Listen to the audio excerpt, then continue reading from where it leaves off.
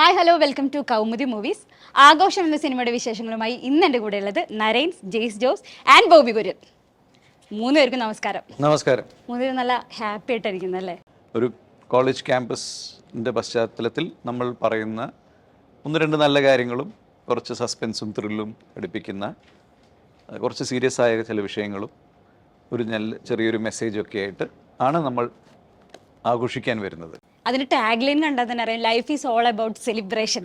അപ്പോൾ ആ ഒരു ട്രെയിലർ കാണുമ്പോൾ തന്നെ മനസ്സിലാവുന്നുണ്ട്, ഒരു സെലിബ്രേഷൻ തന്നെയാണ്. നമ്മൾ കുറേ കാലഘട്ടത്തിന് ശേഷം നമ്മൾ ഈ ഒരു കോളേജിൽ ഇത്രയും സെലിബ്രേഷൻ നമ്മൾ ഈ സിനിമയിലൂടെ കാണാൻ പറ്റുന്നുണ്ട് അല്ലേ? ശരിക്കും അങ്ങനെ ഒരു സെലിബ്രേഷൻ തന്നെ ഉണ്ടോ ഈ മൂവിയിൽ? ശരിക്കും ഞങ്ങൾക്ക് ഓൺ സ്പോട്ടും ഓഫ് സെറ്റും ഓൺ സെറ്റും സെലിബ്രേഷൻ ആയിരുന്നു. അപ്പം എന്തുകൊണ്ടും കറക്റ്റായ ഒരു ടൈറ്റിലാണെന്ന് തോന്നുന്നു ഞങ്ങളുടെ ഈ പടം.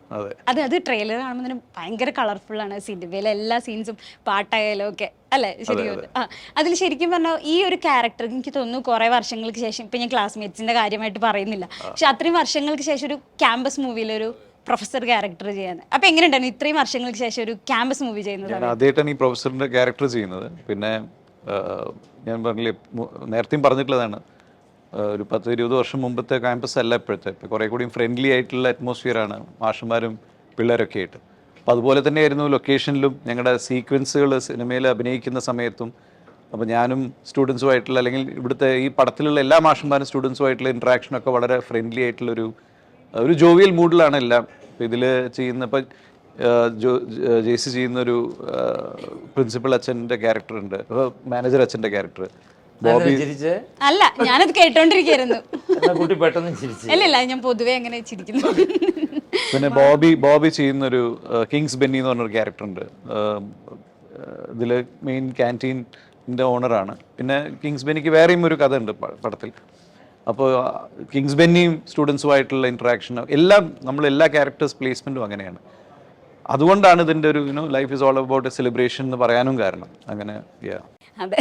പിന്നെ അതുപോലെ തന്നെ ജയിച്ചാട്ടാ, ഗുമസ്തന് ശേഷം ഈ ഒരു ടീമിന്റെ കൂടെ അടുത്തൊരു സിനിമ ചെയ്യുകയാണ്. അപ്പൊ ഈ സിനിമയിൽ വരുമ്പോൾ എങ്ങനെയാണ് എന്താ ക്യാരക്ടറിന്റെ ഒരു ഫോർമേഷൻ എന്ന് പറയുന്നത്? ഇത് അല്ല, സ്ഥിരം നമുക്ക് സ്വാതന്ത്ര്യമുള്ള ഡയറക്ടറും അല്ലെങ്കിൽ പ്രൊഡ്യൂസറാണെങ്കിലും എല്ലാം നമുക്ക് ഒരു സ്വാതന്ത്ര്യമുള്ള സ്പേസ് ആയതുകൊണ്ട് എനിക്ക് ആഗ്രഹം ഉണ്ടായിരുന്നു ഈ സ്ഥിരം പോലീസ് വേഷങ്ങളും ഈ പോയി ഇടികൊള്ളുന്ന കാര്യങ്ങളിൽ നിന്നൊക്കെ മാറി ഒരു കഥാപാത്രം ചെയ്യണമെന്ന്. അത് അങ്ങനെയാണ് പള്ളിയിൽ അച്ഛൻ്റെ കഥാപാത്രം കിട്ടിയത്.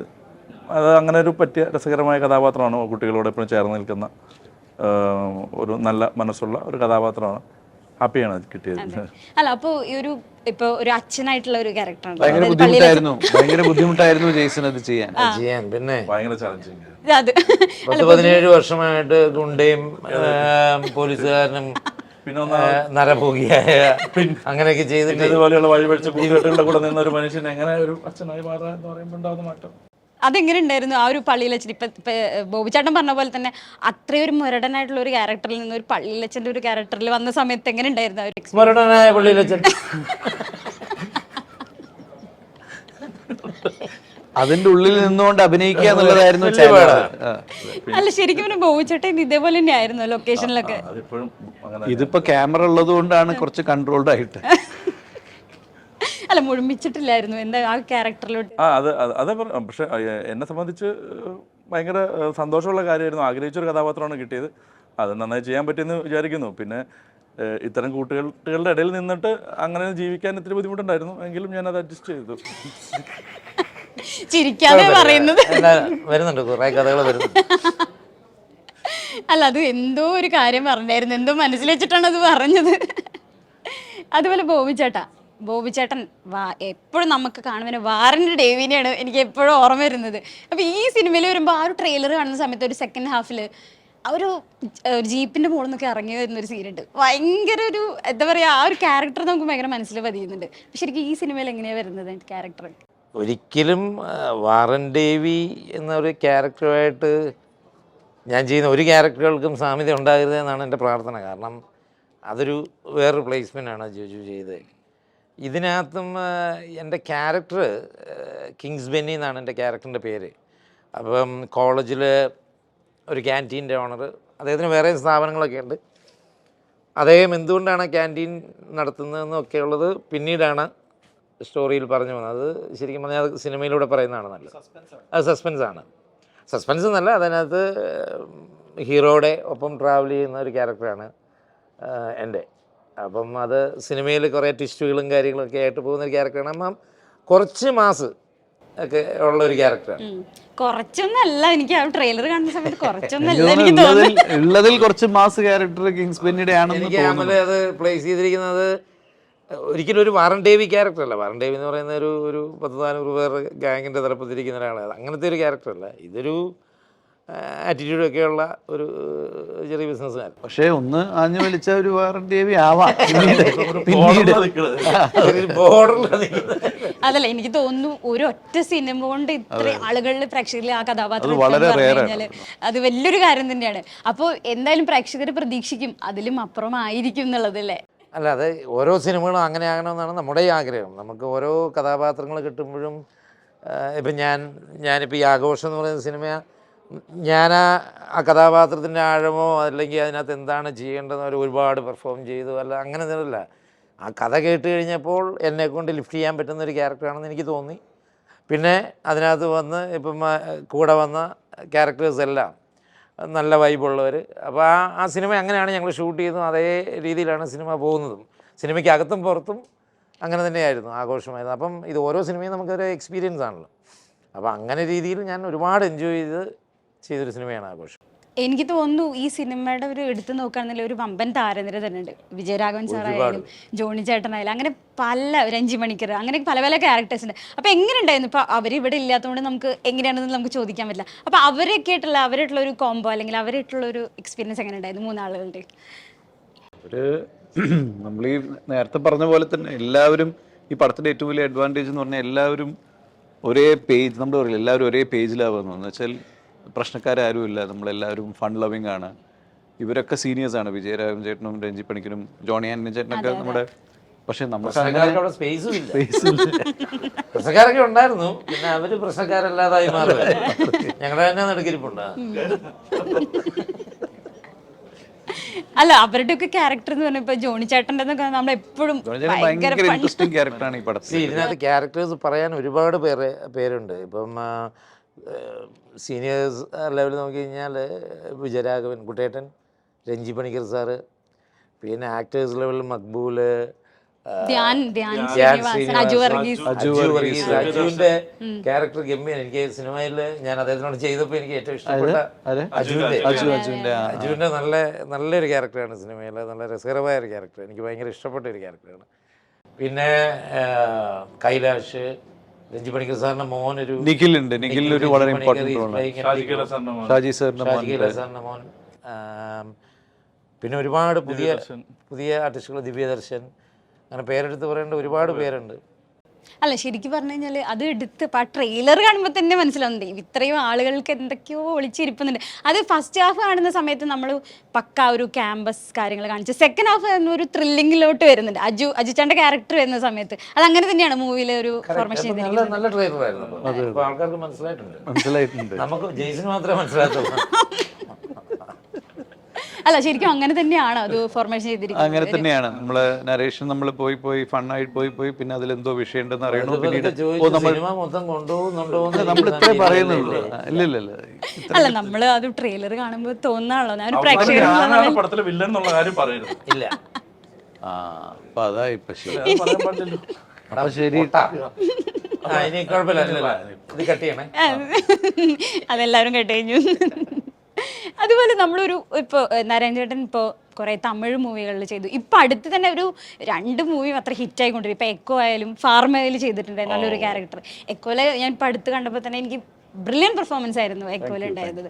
അപ്പോൾ ഒരു സിനിമ കഴിയുമ്പോൾ ഓരോ സിനിമ സെലക്ട് ചെയ്യുന്ന സമയത്ത്, സ്ക്രിപ്റ്റ് കേൾക്കുന്ന സമയത്ത് എന്തൊക്കെ കാര്യങ്ങളൊക്കെ ശ്രദ്ധിക്കാറുള്ളത്? ഒരു സിനിമ കഴിയുമ്പോഴും എന്നുള്ള രീതിയിലല്ല, പൊതുവേ നമ്മളെല്ലാവരും ചെയ്ത പോലെ തന്നെ ആ കഥ നമ്മളെ ഫീൽ ചെയ്യിപ്പിക്കുന്നുണ്ടോ, നമുക്ക് കണക്ട് ചെയ്യുന്നുണ്ടോ എന്ന് നോക്കും.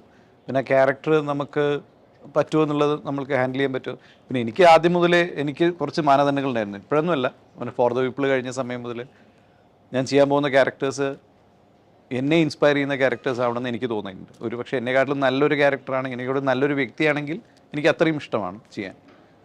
അങ്ങനത്തെ ചില മാനദണ്ഡങ്ങളുണ്ട്. പിന്നെ അറ്റ്ലീസ്റ്റ് എനിക്ക് റിലേറ്റ് ചെയ്യാൻ പറ്റണം, എന്നെ പോലെ ഒരാളായിരിക്കണം.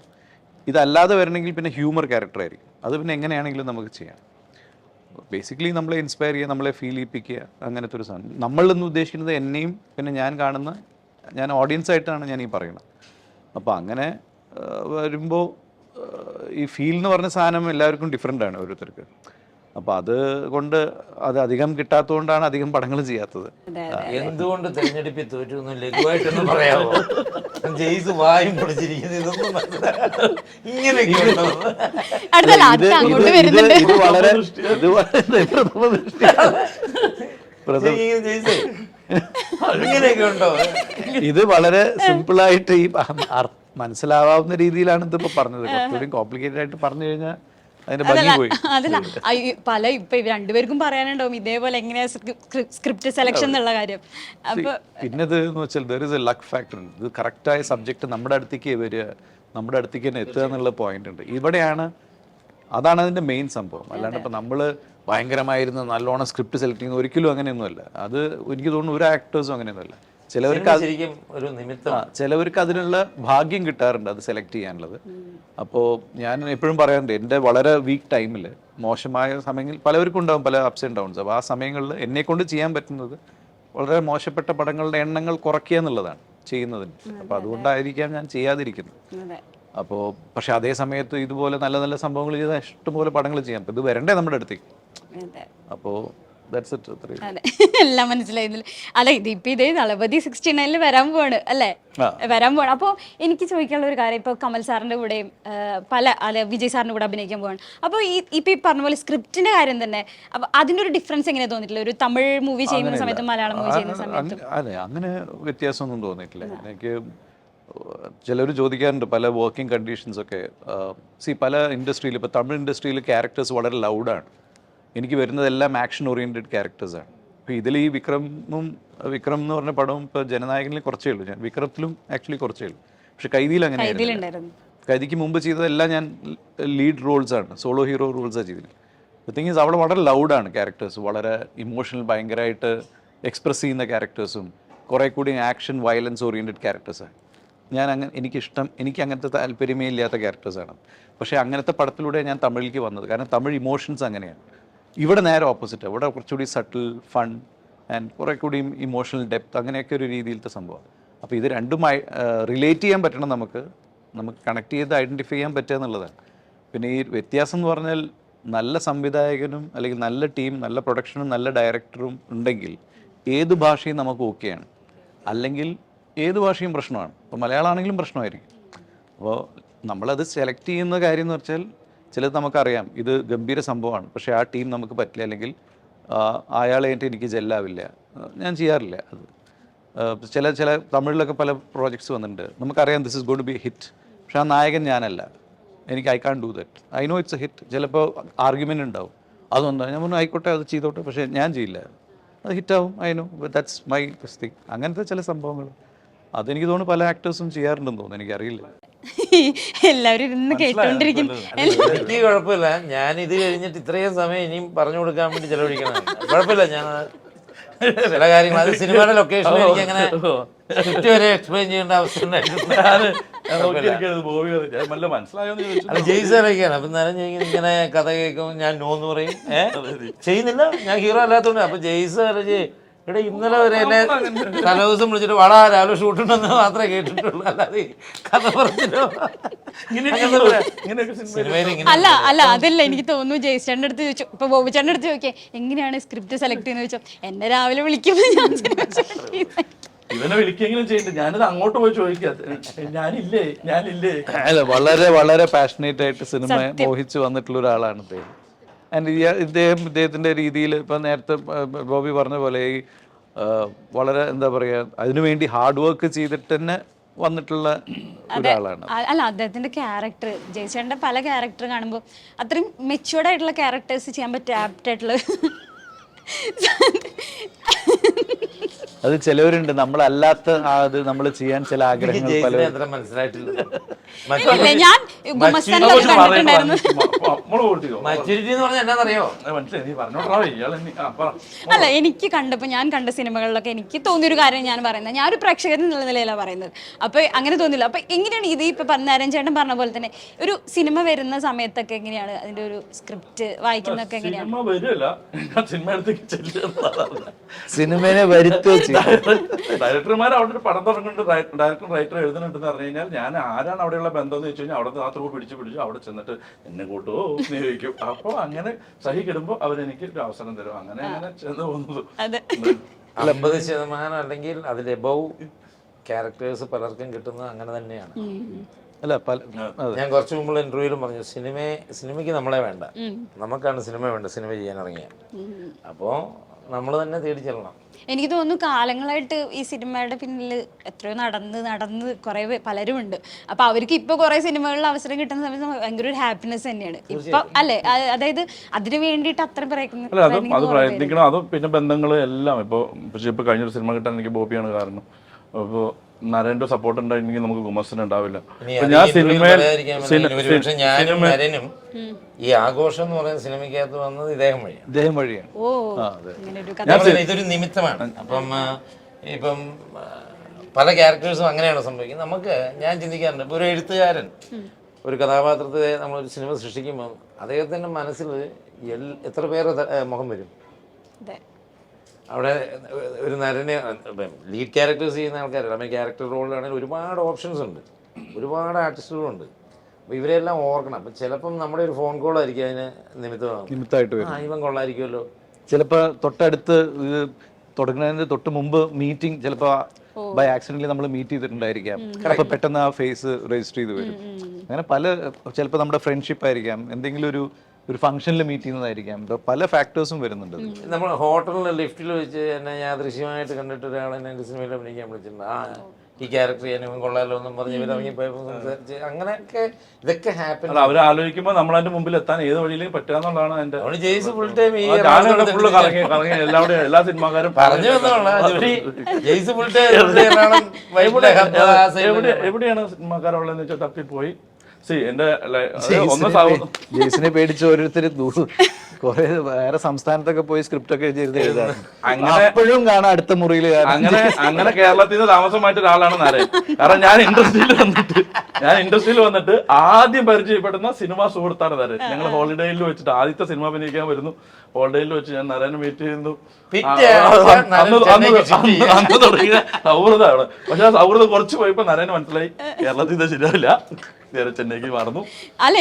സിനിമയിൽ എത്രക്കാൾ മുമ്പുള്ള സൗഹൃദമാണ്. അല്ല, നാരായണ ചേട്ടൻ ഇപ്പൊ സോഷ്യൽ മീഡിയ നോക്കുന്ന സമയത്ത് ചെന്നൈയിലുള്ള ഒരുവിധ ആക്ടേഴ്സിന്റെ കൂടെയൊക്കെ ഫോട്ടോസിൽ എപ്പോഴും നാരായണ ചേട്ടൻ ഉണ്ടാവാറുണ്ട്, അല്ലെ? എപ്പോഴും ഉണ്ടാവാറുണ്ട്. മീഡിയയിൽ ആക്റ്റീവ് ആയ ഒരാളല്ല, എന്നാലും അവര് ഫോട്ടോ എടുക്കൂല എന്തായാലും. ഇപ്പൊ അവിടെ പഴയ ആക്ടേഴ്സിന്റെ ഗെറ്റ് ടുഗദർ ഉണ്ടാവുന്ന സമയത്തൊക്കെ നാരായണ ചേട്ടൻ എപ്പോഴും ഉണ്ടാവാറുണ്ട്. പിന്നെ അതുപോലെ തന്നെ ഈ ആഘോഷത്തിലേക്ക് തിരിച്ചു വരാം. അപ്പം ആഘോഷം എന്ന് പറയുന്ന സമയത്ത് നമുക്ക് എപ്പോഴും ലൈഫിൽ ആഘോഷം എന്ന് പറയുന്ന വലിയൊരു കാര്യം തന്നെയാണ് ആഘോഷം എന്ന് പറയുന്നത്. അപ്പോൾ ഈ ഒരു സിനിമയിൽ വരുന്ന സമയത്ത് ഇതിൽ പല ഇപ്പം അജു ചേട്ടൻ തന്നെ പറയുന്നുണ്ടായിരുന്നു, അജു ചേട്ടൻ്റെ ക്യാരക്ടറിനെ പറ്റിയൊരു ഇതെന്ന് പറഞ്ഞു. അപ്പോൾ ഈ ഒരു സിനിമയിൽ ഇപ്പം നിങ്ങളെല്ലാവരും എങ്ങനെയാണ് ഇതിലൊരു എൻ്റർ ആവുന്നത്? ഇപ്പം പറഞ്ഞു ചേട്ടനാണ് ഇതിൽ വന്നതെന്ന് പറഞ്ഞു. ഇപ്പോൾ ഒരു ക്യാരക്ടർ, ഒരു ഡയറക്ടർ ഒരു ക്യാരക്ടർ മനസ്സിൽ കാണുമല്ലോ, ഇന്ന പേര് ചെയ്യണം, അങ്ങനെ എന്തെങ്കിലും ഉണ്ടായിരുന്നോ? നിങ്ങൾ ഈ ക്യാരക്ടർ ചെയ്യണം അങ്ങനെ എന്തെങ്കിലും ഉണ്ടായിരുന്നു? ഒരു ക്യാരക്ടറിന് മാത്രമേ അങ്ങനെ ഉണ്ടായിരുന്നുള്ളൂ, എൻ്റെ ക്യാരക്ടറിന് അല്ല. തീർച്ചയായിട്ടും ഉണ്ടായിരുന്നു. കാരണം ഇത് ആദ്യം ഇതിന്റെ പ്രൊഡ്യൂസർ ലിസി ചേച്ചിയാണ് ഇതിന്റെ കഥ നമുക്ക് തരുന്നത്. അതിന് തിരക്കഥ എഴുതി ഡയറക്റ്റ് ചെയ്തത് അമലാണ്. അപ്പോൾ നമ്മൾ ആ കൂടെ ഇരുന്ന് ഡിസ്കസ് ചെയ്യുമ്പോൾ നമുക്കിങ്ങനെ ഈ ക്യാരക്ടറിൽ ഇപ്പോൾ ഇവിടെ ഇങ്ങനെ നരൻ ഉണ്ടാവണമെന്നും ഇവിടെ ബോബി ഞങ്ങൾ അപ്പോൾ തന്നെ ഞങ്ങൾ അവിടെ നിന്ന് വിളിക്കും. അവരൊക്കെ പോയി മീറ്റ് ചെയ്തു. നരൻ ആദ്യം ഈ കഥയിൽ ചെറിയൊരു മാറ്റം പിന്നീട് വരുത്തിയതാണ്. ആദ്യം ഇതിൽ കഥ പറയുമ്പോൾ നരൻ ഒരിക്കലും ചെയ്യുന്നില്ല എന്ന് പറഞ്ഞ ഒരാളാണ്. പിന്നീട് വീണ്ടും നമ്മൾ ഫോളോ ചെയ്ത് നല്ല അവൻ്റെ രീതി കുറച്ച് മാറ്റങ്ങൾ വരുത്തി ഇത് ചെയ്തു. ബോബിനെ ആ സമയത്ത് ഇവിടെ വെച്ച് കാണാനില്ല, സാറ് ഷൂട്ട് കഴിഞ്ഞു ലണ്ടനിലായിരുന്നു. വരുന്നവരെ വെയിറ്റ് ചെയ്തു. എയർപോർട്ടിൽ നിന്ന് വന്ന് ഇറങ്ങി എന്നറിഞ്ഞ് അപ്പൊ തന്നെ ചെന്ന് അവരുടെ കഥ. ലണ്ടനിൽ നിന്ന് വന്ന് ഷൂട്ടിംഗ് ചെയ്തിട്ടുള്ള പടമാണ് ആഘോഷം. അതിനുശേഷം ലണ്ടനിൽ പോകാൻ പറ്റിയിട്ടില്ലാന്നോ? അല്ല, ലണ്ടനിൽ നേരിട്ട് വന്ന് ഇങ്ങോട്ട് ആ ദിവസം അങ്ങനെയായിരുന്നു. അതായത് ഞാൻ സുമതിയോളം എന്ന് പറഞ്ഞ സിനിമ ഷൂട്ടിങ് കഴിഞ്ഞിട്ട് ലണ്ടനിൽ പോയി. അപ്പം ഞാൻ പോയിട്ട് തിരിച്ചു വരുന്ന സമയത്ത് 2 ദിവസം മുമ്പാണ് എന്നെ ജെയ്സ് വിളിക്കുന്നത്. ഇവിടെ ഞങ്ങളിങ്ങനെ ഒരു പ്രൊജക്റ്റ് ഡിസൈൻ പ്ലാൻ ചെയ്യുന്നുണ്ട്, ഇങ്ങനത്തെ ഒരു ക്യാരക്ടർ ചെയ്യാമെന്ന് ചോദിച്ചു. ഞാൻ പറഞ്ഞു ഞാൻ നാളെ കഴിഞ്ഞ് വരുന്നുണ്ട്, അന്ന് കേൾക്കാമെന്ന് പറഞ്ഞു. ഞാൻ എയർപോർട്ടിൽ നിന്ന് നേരെ എൻ്റെ ഫ്ലാറ്റിലെത്തിയപ്പോഴത്തേനും ഇദ്ദേഹവും ഡയറക്ടറും ഒരു പ്രൊഡക്ഷൻ ഡിസൈനർ ടൈറ്റിസും എല്ലാവരുടെ ഫ്ലാറ്റിൽ വന്നു, കഥ പറഞ്ഞു. അന്ന് ഉച്ച കഴിഞ്ഞ് തന്നെയാണ് നരൻ അന്നേരം വന്നു. അപ്പോൾ നരൻ മറൈൻ ഡ്രൈവിൽ തന്നെ ഞങ്ങളൊന്ന് അടുത്തടുത്ത് താമസിക്കുന്നത്. അപ്പം നരൻ ഇന്നായി. നരൻ കഥ കേട്ട് ആദ്യം കേട്ട കഥയല്ല, ഒരുപാട് ചേഞ്ചസ് എല്ലാം വരുത്തി. അപ്പം നരൻ ഹാപ്പിയായി. ഞങ്ങൾ ആ ഡേയിൽ വി ജസ്റ്റ് ഓൾ എഗ്രി. ഞങ്ങൾ ആക്ച്വലി മെയിൻ ക്യാരക്ടേഴ്സ് ഒക്കെ അന്ന് ഫിക്സ് അവിടെ ആ മെയിൻ ആൾക്കാരെല്ലാം ഉണ്ട്, ഡയറക്ടറുണ്ട്, ഞങ്ങൾ ഷെയ്ക്കാൻ കൊടുത്ത് അങ്ങനെ പ്രോജക്റ്റ് ഓണായി. എനിക്ക് തോന്നുന്നു എല്ലാവരും തമ്മിലൊരു കെമിസ്ട്രി അവിടെ നിന്ന് തന്നെ വർക്കൗട്ടായി. അപ്പോൾ അങ്ങനെയായിരുന്നു അല്ലേ ഒരു തുടക്കം എന്ന് പറയുന്നത്? കറക്റ്റ്. അത് ആ ഒരു അന്ന് നമ്മൾ കൊടുത്ത കൈ നമ്മളിപ്പോൾ സിനിമ ഇറങ്ങാൻ പോവുകയാണ്.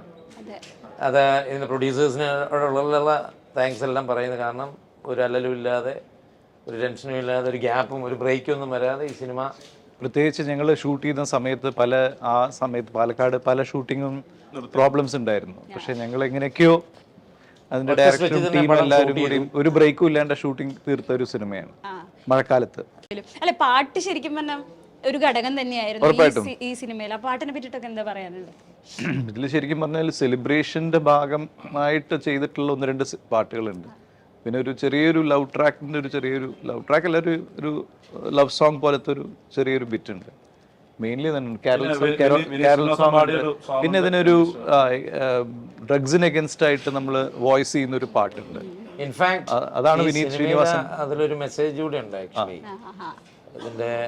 അതാണ് എൻ്റെ ഡയറക്ടേഴ്സും റൈറ്റേഴ്സും ഇത് പറയുന്നത്.